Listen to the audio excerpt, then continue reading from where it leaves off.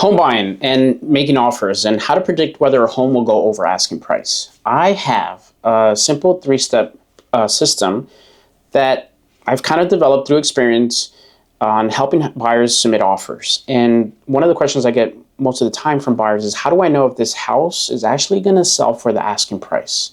And while I'll be the first person to tell you I don't have a crystal ball, there is a really simple system that I use with buyers every day.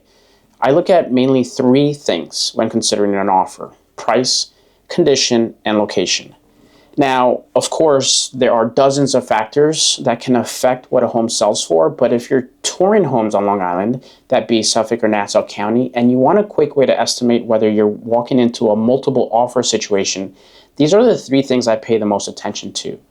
I've developed this through experience and with over the last 3 or 4 years of working with buyers and submitting offers. The first step is price. Most buyers today have been searching for months. By the time they're making offers, they've usually seen a lot of homes in their target neighborhoods.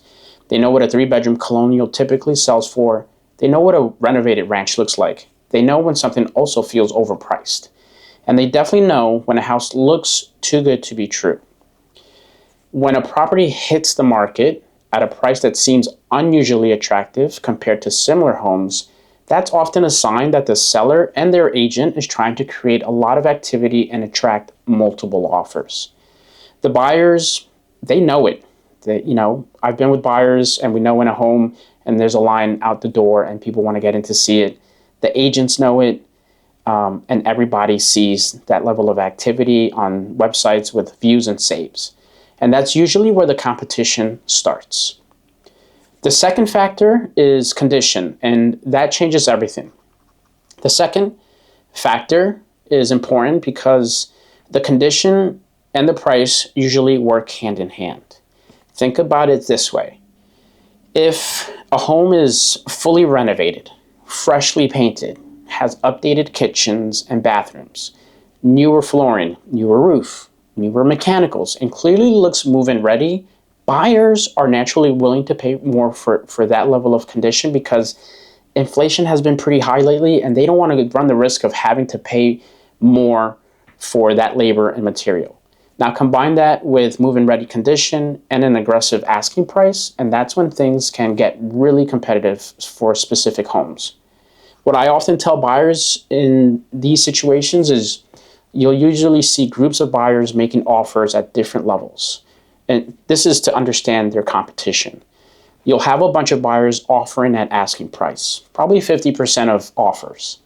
You'll have another group offering maybe $25,000 over asking. That's probably another 25 to 35% of buyers. Then you'll have the really motivated buyers, often people who have been searching for a long time and understand how competitive the market can be and offering $50,000 or more over asking. This is where you get 25 to 15% of buyers. I personally had buyers win homes by offering $60,000 to $65,000 over asking, and even then they were competing against dozens or more of other offers.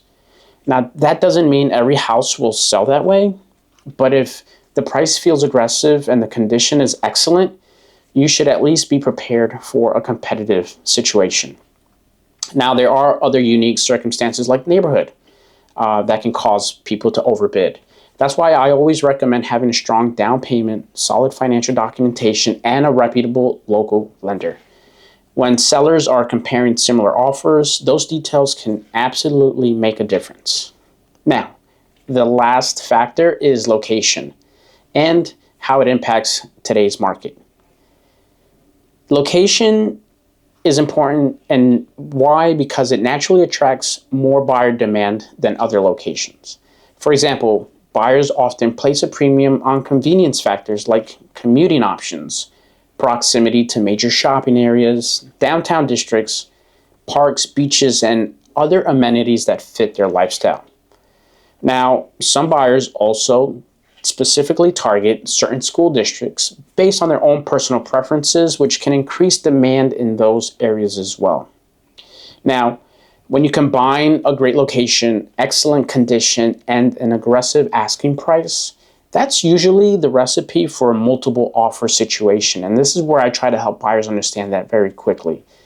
And the interesting part of all of this is that during the peak COVID market, A property often only needed to have two of those three boxes checked off. Maybe it had a great location and a low price, or maybe it had a great location and great condition. And that alone could create a bidding war. But today's market is different.